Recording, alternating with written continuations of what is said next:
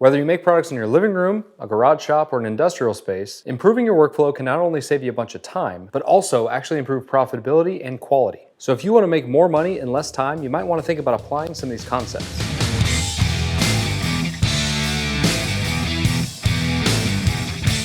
Here's what normally happens. We set up our shop or our workspace for how we think we're going to use it. And then we get into actually making stuff only to realize that there are inefficiencies that we never really thought about. Sometimes this shows up as excess movement or lack of inventory storage, or just simply not having enough space to do specific tasks. And then to compound the problem, we normally just adapt rather than make meaningful changes. I'm as guilty as anybody. I have a freaking YouTube about this, and there are still messes in my shop that have been there since day one. I'm moving into my new commercial space, and I'm trying to be as intentional as possible to avoid some of these problems. But here's the thing, I'm still gonna run into some.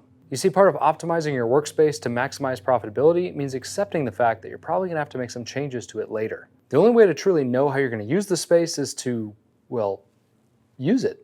And then take an honest assessment about what's working and what's not, and then actually make the changes. Now, luckily, I've been using my particular workflow for a while now, so I'm not starting from a theoretical point of view. I not only know what I do in what order, but how long each of those steps take and where I need the most space. As I set up my new shop, I'll share some key elements that should be applicable to any workshop environment, and that starts with dedicated spaces. Sometimes the tendency for shop layouts is multi-use space, like one of my favorites, the outfeed/assembly table. Now, I'll be the first to admit, when you're working in small spaces, having a dedicated space for everything is challenging. For example, if your business is selling cutting boards, you know you need a lot of area for glue ups. Especially if you're doing a lot of boards at a time, having a large flat area to do that is pretty advantageous. But sharing that with your outfeed table may not make the most sense. However, milling your board pieces in a joiner or a planer takes up a relatively small area and may not make sense to do on your workbench or outfeed table. Instead, you might consider doing that on a small cart or a flip top type situation so it doesn't encroach on the glue up area. For my workflow in my shop, there's several dedicated spaces that I need: a print farm, a part prep, inventory, packaging, and shipping. But I also know from experience that I'll need a place to perform maintenance and repairs on some of the printers, something I frankly didn't wish I need space for, but I do. Now, the workflow in this shop starts at the print farm and then comes to what I call part prep. From there, we come to inventory before finally coming to packaging and shipping.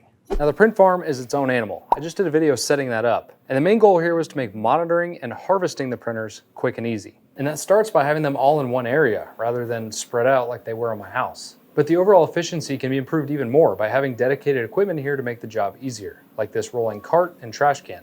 Now, since I've been doing this for a couple of years now, I know having a place to set parts as you're pulling them off the printer is really handy, especially when you're dealing with 25 at a time. But I also know that between cleaning the build plates and changing material spools, there's a lot of waste generated. So having a mobile trash can makes a lot of sense. Having this large trash can on rollers means I can keep it close and easily dispose of this stuff as I go. And after the parts are taken off of the printers, they're transported to the part prep area, which is conveniently located just outside of the print room. This is where we clean up the parts, install hardware, and even do some light assembly. You can see I've got all of my hardware available out in the open and within reach. The bonus for this setup is that I can immediately see when we're getting low on something so I can make sure to reorder. Eventually, I want to adopt a kind of Kanban system to maintain min and max levels on this hardware. And that actually brings up a pretty good point. If you need to source parts that you don't manufacture yourself, you should check out this company called Fictive. Fictive is a really easy to use online tool that makes sourcing parts simplified. Like take CNC machining. I've got these really simple little aluminum pieces that I used to make myself. But last year I got them sourced through Fictive and saved so much time and money. All I had to do was upload the model of this part into their really easy to use interface, make a couple selections on how quickly I wanted it or where I wanted it manufactured, and boom, a couple days later, I get a whole shipment of these things. But say you didn't need a ton of something. Say I just needed one of these. That's what's great about Fictive is that there's no minimum order quantity. So whether you're looking for CNC machining, 3D printing, or even injection molding, go check Fictive out. It's super easy to use. You can create an account for free, and most of the time get immediate quotes on parts that you upload. I know me personally, I've got several projects coming up, including some injection molding opportunities that I plan on using Fictive for. Be sure to check out that link down in the description to learn more. I try to make this part prep station large so that I can actually hold several days of prints in case I don't get to them right away. This is something I actually discovered while running the print farm in my basement. I was originally doing this on the little rolling toolbox and quickly found out that the top was just a little bit too small, so parts kind of tended to build up. To get the shop up and running, I used some adjustable shelving here as the base and a nice big flat piece of MDF for the top, which I then sealed with a couple coats of polyacrylic just to add some durability. And then once the parts are done, they're ready for inventory, which brings up the next concept, and that is limiting wasted movement. I will say that this is the area that most people spend at least some time considering when laying out their shop. We try to anticipate where we're bringing material in and what tools we'll use first, or most often. This is why the table saw is usually oriented close to the largest opening of your shop, so we're not having to manhandle plywood or large stock very far. But that's about where it ends for most. I'll bet if you took a bird's eye view of you building a project in your shop, you would be shocked at just how much you move around. Even if you took out the 15-minute frantic search of where the did I leave my tape measure, we've all been there. Now, you can't really get away from the fact that you have to move around your shop, but we can orient things so you're not wasting time and energy moving too much. And the most obvious application here is foot movement. Like, it wouldn't make any sense for me to put the part prep area that we just looked at all the way on the other side of the shop. That would mean I'm constantly wheeling parts back and forth and wasting a ton of time. The first 3 steps of my particular work process are no more than 15 feet apart in this 2,500 square foot shop. But another wasted movement that you're probably not thinking of is shuffling through bins, drawers, cabinets, shelves for supplies or products. I'm setting up my inventory and shipping area with this long bank of adjustable shelves. My thought here is that it's accessible from both sides, so someone running the print farm and part prep area can replenish inventory on this side without interrupting the shipping and packaging activities on this side. But as you can clearly see, it's kind of a hot mess right now. It's still in a state of chaos from the move. But to get this area whipped up into shape, I'm going to use these heavy-duty totes from Sitio. Chances are, if you're an OCD organization junkie like I am, you've probably seen an advertisement for these on either Instagram or Facebook. So I decided to give them a shot, and what I love about them is they are super heavy-duty. But on top of that, you can get them in a couple different sizes, a bunch of different colors, including clear, and they are all made in the USA, which for me is always a plus. So what I'm going to do is clear all this junk out, readjust the shelves, get everything into crates, and get this area looking nice.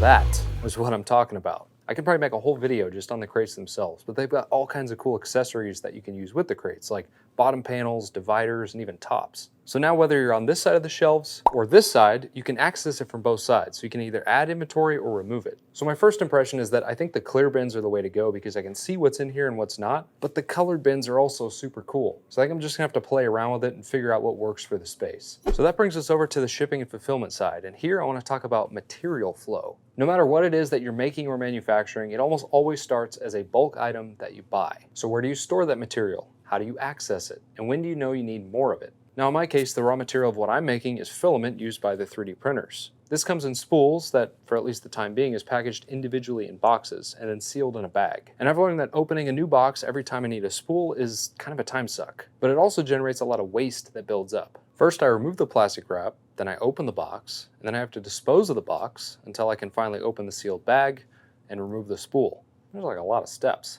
So to save time, I actually proactively unbox all of the spools so that I can efficiently dispose of things, especially the cardboard, all in one go. Then anytime I need a new spool, I simply open the bag and I'm done. To store this material, I created some dedicated shelving space in the print room itself because that's the point of use. But another benefit of taking the spools out of the boxes is it gives me a visual representation of what I have on hand, including color. But back to the shipping area. Another raw material you have to deal with, assuming you ship products, is packaging material. Unfortunately, this stuff takes up a ton of volume. And as your business scales, the need to keep more of this on hand increases as well. I'm telling you right now, if you don't get intentional about this early, your workspace gets overrun by packaging materials. Ask me how I know. Now I've designed this end of the shipping station to hold all the packaging supplies because not only is it easy to get to over here, but it's also the starting point of fulfilling an order. The thought here is that after we have the packing slip of the parts that we need, we come over here and pick the appropriate box size, use the incredibly useful tape machine. Shout out to Drew at Woodworks for convincing me to get one. Game changer. Then once the box is made, we can pull the parts from inventory, which is conveniently right here, and then move on down the line towards the computer where we print out the shipping label. And this leads to our next topic, tools at the point of use. Having the right tools where you need them is one of the single most important aspects of a well laid out shop. Large fixed tool placement usually gets all the attention. Where's the jointer in relation to the planer? Where's the table saw in relation to the bandsaw? But really it's the smaller hand tool or power tool placement that's the bigger contributor to workshop efficiency. And it's not even limited just to tools, like how many pairs of safety glasses do you have around your shop? How many pencils? How many squares? These are things you use all the time and should always be within arm's reach, especially at the point of use. But I know me personally, I waste a ton of time looking for this stuff during the course of a project. Like, we all know that your clamp should be somewhere close to where you do your glue ups, right? But what about things like paper towels or water so that you can wipe up excess glue? Or a tape measure by your miter saw that doesn't magically wander off. Back to the new shop setup. I know that there's a couple tools that I use all the time in the print farm room. a 2.5mm hex driver, needle nose pliers, flush cutters, and a really long 1.5mm hex driver. I've placed several sets of these around the print farm, so I'm never more than 3 or 4 steps away. I've even got a full set in the cart that I'm pushing around when I'm normally servicing the printers. In the shipping station, I've got a tape dispenser here by the boxes. But a gap for me is what happens when the box makes its way all the way down to the computer for the label? How do I close the box? Do I bring it all the way back here just to use the tape machine? Or do I bring the label over here to the tape machine? Or should I consider adding a second tape dispenser here to reduce movement? Time will tell, but it's a great example of wasted movement and lacking tools at the point of use. Finally, the last topic is waste. Nothing is 100% efficient and everything generates some kind of waste. So how do you manage it? How do you know where it builds up? And what do you do with it once it does? Now luckily 3D printers are pretty efficient when it comes to waste. The only real wasted material, unless you've got a catastrophic failed print that you just have to throw in the garbage, is the little bit of material that's purged on the build plates. But there's other waste to consider, like the plastic from the new material spools, or the empty spools themselves, or the boogers or hairs you remove from the parts, and even packaging waste. Now, if you're applying this concept to a wood shop, you may consider the offcuts from your miter saw or your table saw. What do you do with them? What do you save? What do you throw out? Where do you store those pieces? The problem is that if we don't think about waste, it will build up. Sometimes slowly, and we just become accustomed to it, and it starts eating away at efficiency and thus profits. And you can fix this by just strategically putting trash cans in places where you know waste is generated. Or you can run through your process and simply observe where waste bottlenecks build up. The point is to be intentional, and that requires effort on your part. If you're serious about improving your workshop workflow or general shop cleanliness, you have to take the time to observe and then actually make the changes. I know that when you've got a side hustle, it can get easy to get absorbed in your process and avoid fixing the obvious issues. Who has time for that? I got orders to send out. But the reality of the situation is that you're doing yourself and your customers a disservice by ignoring them. Applying some of these concepts to your workshop will not only free up more of your time so that you can, sleep, but it will also lead to less mistakes and thus a higher product quality. Those two leverage points should mean you should drastically be able to increase your productivity while actually putting in less time, aka profit. Anyway, I hope that helps some of you. Keep grinding out there. See you in the next one.